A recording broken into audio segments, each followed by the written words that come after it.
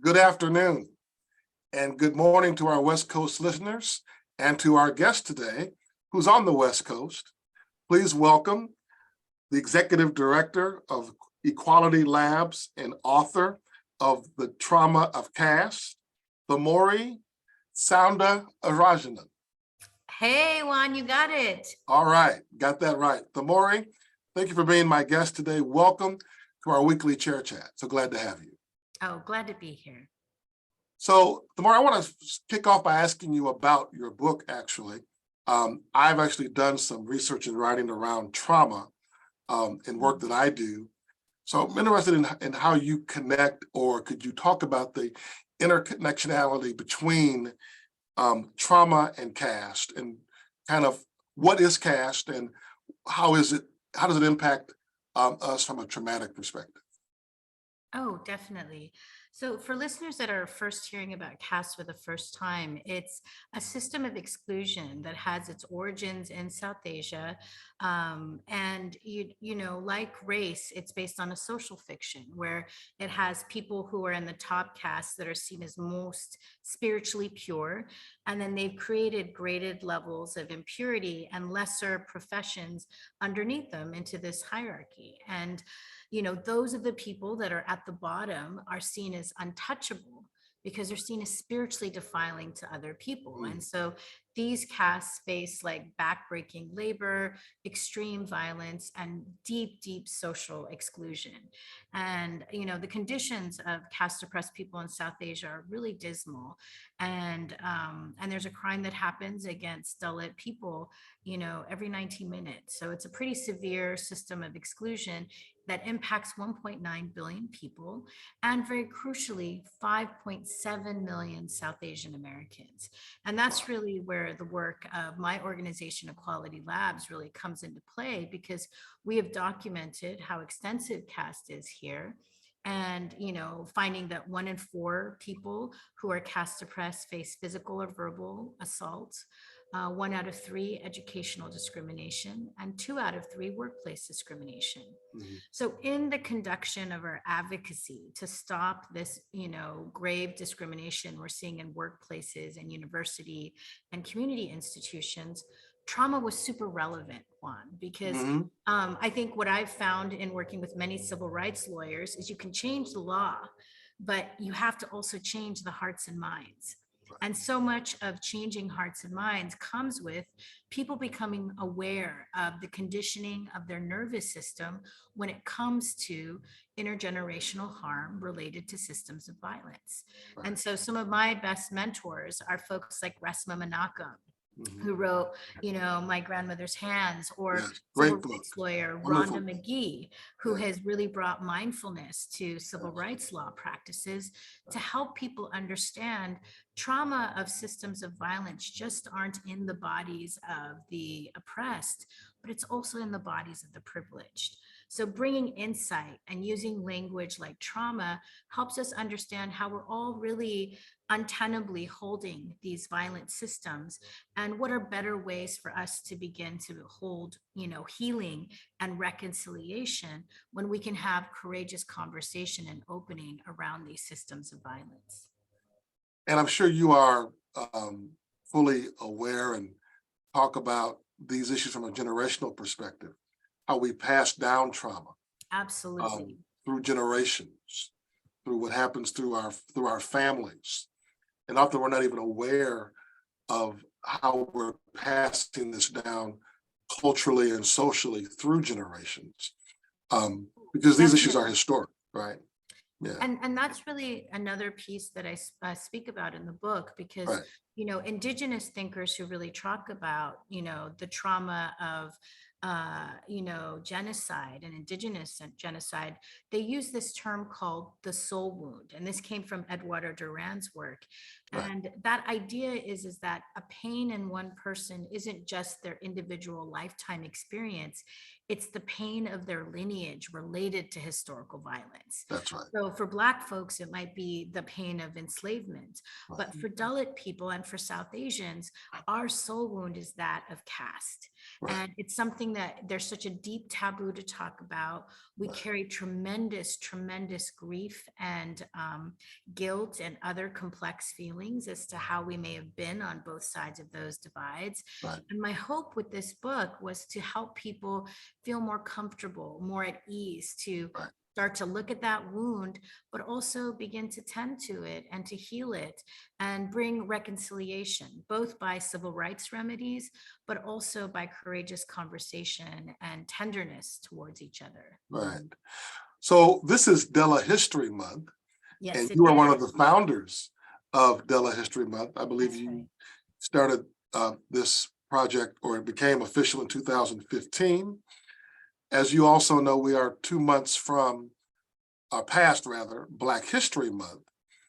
Could you connect the historical caste system in the Della community with the African American struggle here in the United States? Are there some commonalities? Are they similar? Are they different? But kind of tell us more about the historical caste system in the community. Well, I think one thing that's really important to know is that there's caste as the social phenomenon in South Asia. Right. And then there's the recognition that caste systems exist across many cultures. And in fact, in intergovernmental law, the International, Convention Against Racism and Discrimination, it speaks in Article 29 that underneath discrimination against racism is discrimination based on descent and work and birth, which covers people who are traditionally from the South Asian caste system, but all societies that experience discrimination based on birth.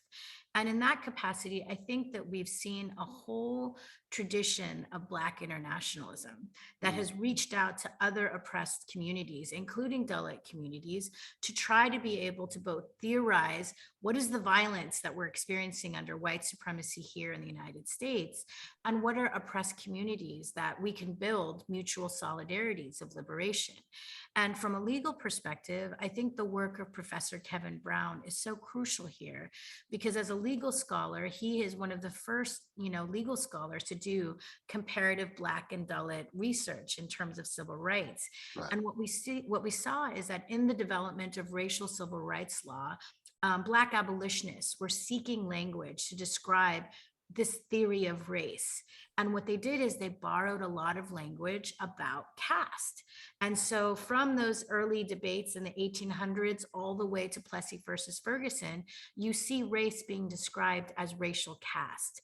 And the debates often go back and forth, talking about and referring to the Indian caste system. So in many ways, we have a unique foundation for the addition of caste as a protected category in the United States because of that really rich Black civil rights legal tradition. But I think outside of the law, there have been many times where Black and Dalit people have seen and exchanged and interacted with each other. So for example, Dr. Ambedkar and W.E.B. Du Bois had a very powerful exchange about the power of, doing advocacy around racial civil rights and Dalit or caste civil rights at the League of Nations, the forerunner of the UN. And of course, there was also the Black Panthers and the Dalit Panthers that were also informed by those strategies. So I think oppressed people everywhere always try to find each other. They try to find meaning with each other. And that tradition of internationalism is really potent when we're in communication with each other. And I think about the work of Isabel Wilkerson and how she has really, brought this conversation about how anti-Blackness and the formation of Jim Crow was part of the development of the caste system here, and connecting it with other global caste systems, including the original one. So we are in a rich time of the theorizing of global caste theory. And, I think it's a time when really oppressed people are speaking with each other without intermediaries. And it's very powerful. Right. Isabel Wilkerson's book really connects, like you said, the story here in America with the caste system in India and South Africa. Powerful work that I really encourage everyone to read if you have not. It's called Caste. We're talking about these concepts and this struggle a lot from a group and personal perspective, the impact it has on people. But as you well know, the work you've been working and the work you continue to do is also trying to impact public policy, which is critically important, particularly for lawyers to be engaged in the policy and legal structures that uphold these caste systems. Could you share with us some of the current or recent wins that you have enjoyed as an organization in Seattle, and also talk about some of the work you're doing right now in California? Absolutely. So, Equality Labs is a Dalit or caste oppressed civil rights organization that works on these questions of caste and gender and racial equity. And one of our core campaigns has been to have every American institution add caste as a protected category because of the grave discrimination that we're seeing. And, we're hearing of workers describing conditions that include wage theft, trafficking, sexual harassment, demotion, and termination. And we have several prominent legal cases as a result, including the state of California suing the Cisco Corporation for casteism, which is a first in American civil rights. And we also have the Baptist Temple case, where you have hundreds of workers that were trafficked to build religious institutions across the country. So in the wake of these cases, Dalit civil rights organizers around the United States have said, we need safer workplaces, we need universities to be safe, and we've added caste as a protected category as a civil rights demand. And luckily, we're being met by so many amazing institutions. So, we've had the Cal State University system, one of the largest public university systems in the world, add caste as a protected category, spearheading work at Harvard University and Brown University. And we just won in Seattle, the first city to add caste as a protected category. And now we're launching this powerful statewide campaign with, California State Senator Aisha Wahab, one of the first Muslim senators in the California legislature, to add this bill called SB 403 to end caste discrimination. And it essentially makes current protections for caste explicit, while also making it an explicitly protected category. And if we win, it would make California first in the nation as a state to kind of drive this conversation across the country. And it's really an amazing thing to happen, because I grew up in California.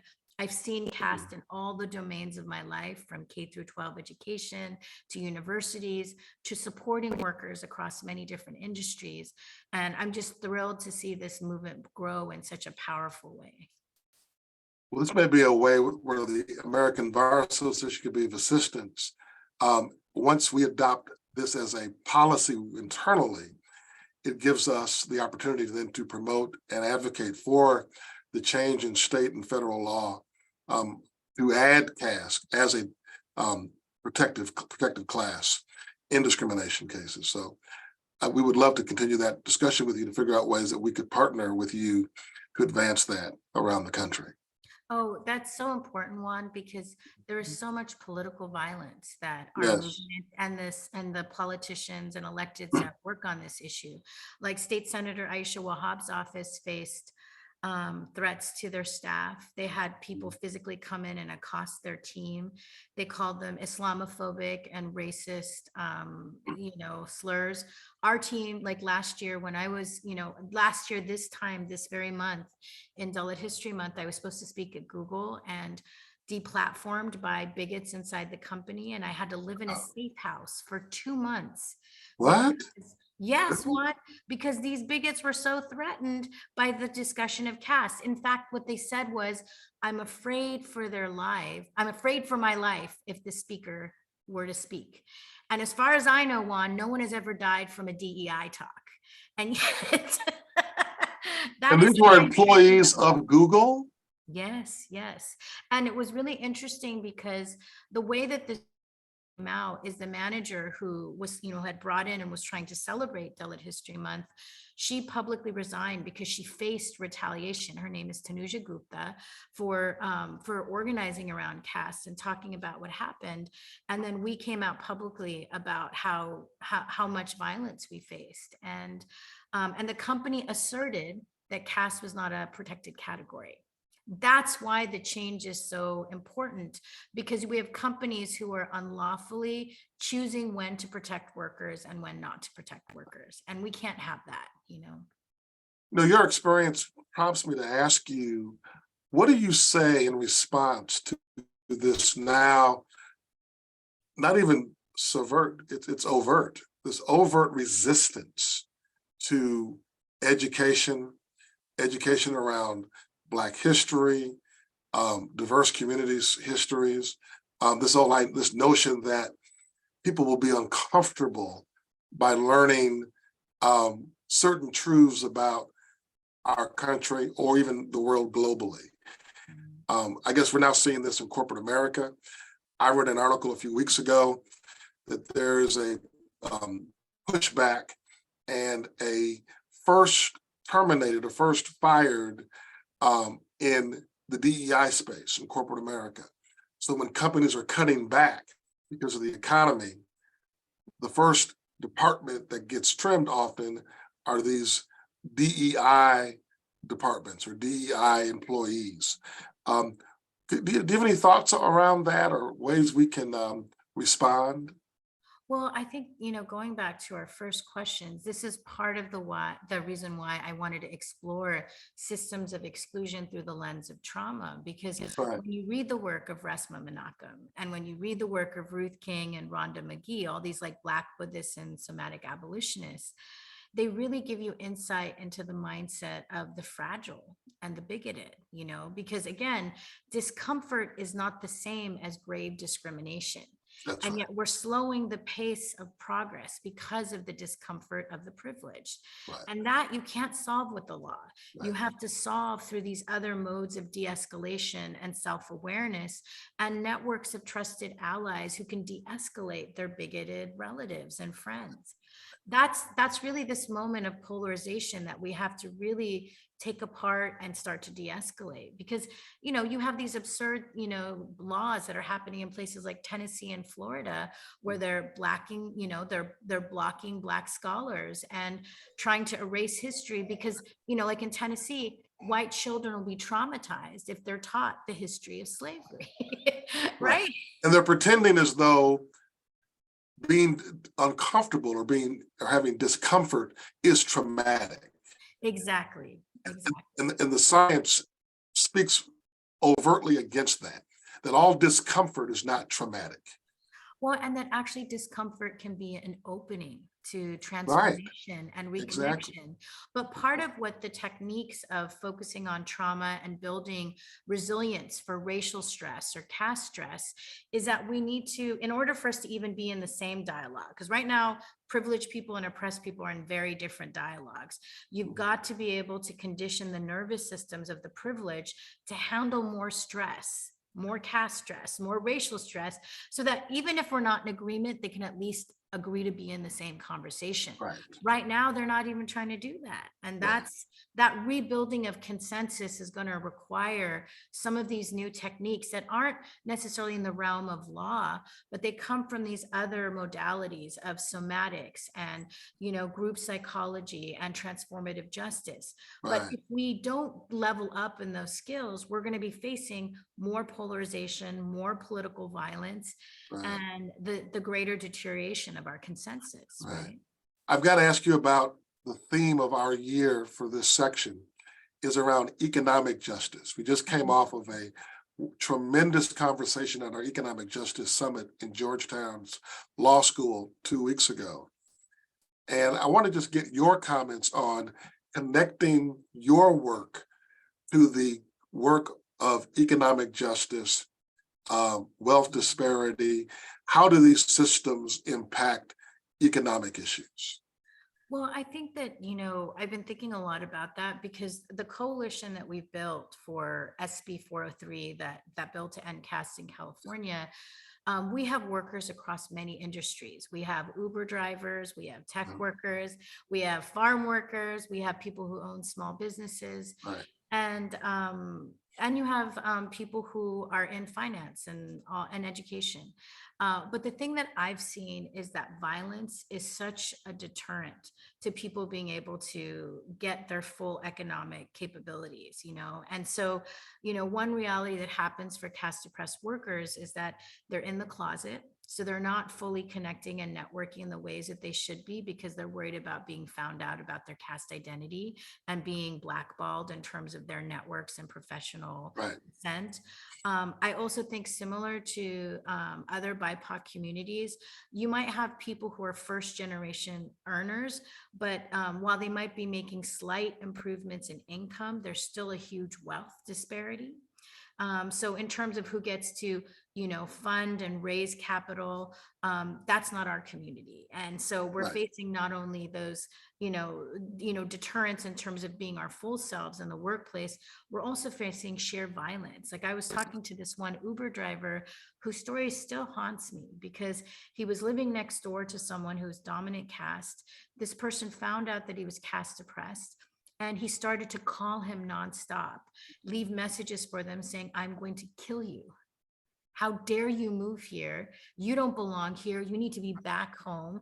And, and then starting to use all these slurs. He could not get remedy because like the police didn't understand the issue. He tried to file a restraining order. They didn't understand an issue. And he had to do this multiple times before he got a deterrent. But even then, he's an Uber driver and, he drives 3 hours to the place that he has to go do his work. And once he's there, he's also facing casteism from his clients. Right. And there's nothing that he can say or do. And he's like, I left back home to try to be able to make a better life, but I keep Right. seeing it asserted here. Right. So I feel like structural violence, discrimination, these are all things that hold marginalized communities back from getting their fullest economic development and options. And I think about last year when I experienced that thing from Google, I had venture capitalists, people that are whose portfolios are worth $1 billion, asking for people to foment violence against me, saying that I was a terrorist, asking, the FBI and other institutions to investigate us for our civil rights work. And imagine I am just a DEI consultant and organizer that works on these issues. Imagine Right. a worker having to face the financial might of those bigoted networks. That's just it's just unheard of, right? Untenable. I can't do it. But that's why we need to build shared mutual solidarities across all these civil rights movements and use the law. Because even though our democracy is fragile, we have amazing civil rights precedents because of the power of Black civil rights and other BIPOC civil rights movements.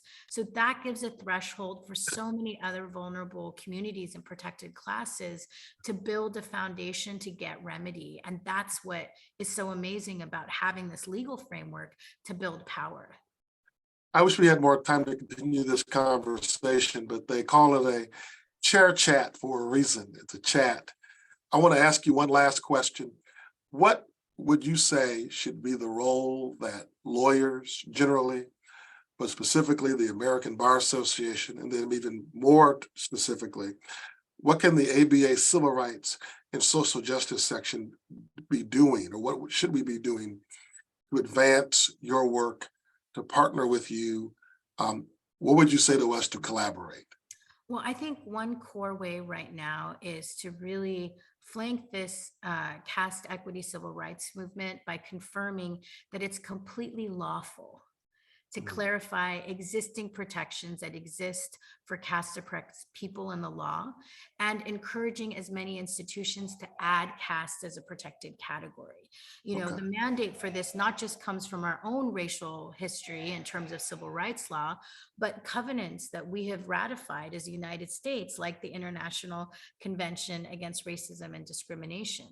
But I think that, when we have bodies like the South Asian Bar Association, which has, thrown its support behind caste equity protections, and ABA flanking Dalit civil rights leaders and organizations, that provides a really clear legal, North Star in a time when there's a lot of bigoted disinformation aimed at deplatforming vulnerable workers and, vulnerable BIPOC electeds who are taking on this issue because they believe in safer workplaces and, workplace protections for all workers. Right. So I think having the ABA come out on this issue and also providing technical support and training, especially thinking about CLEs related to caste equity, is crucial because many councils come to us for support as they're building their policies, Right. as they're thinking about, how do I conduct a workplace investigation on this issue? Mhm. And what are ways that I can think proactively about DEI? So we're not thinking about harm,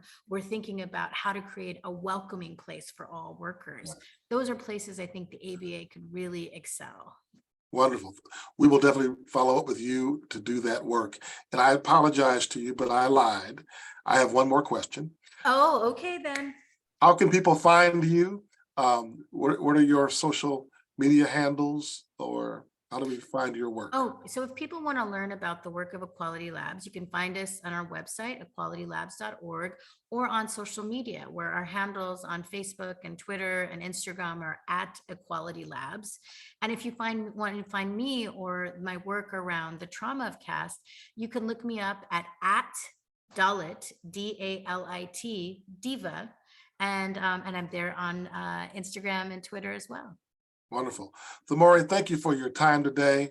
You are a tremendous voice in advocating for the advancement of civil rights and social justice. You remind me of Dr. King's famous quote, "A threat to justice anywhere," I'm sorry, "Injustice anywhere is a threat to justice everywhere." And so I appreciate your work. We look forward to seeing you again and working with you in the very near future. Thank you all for listening to this week's edition of Chair Chat.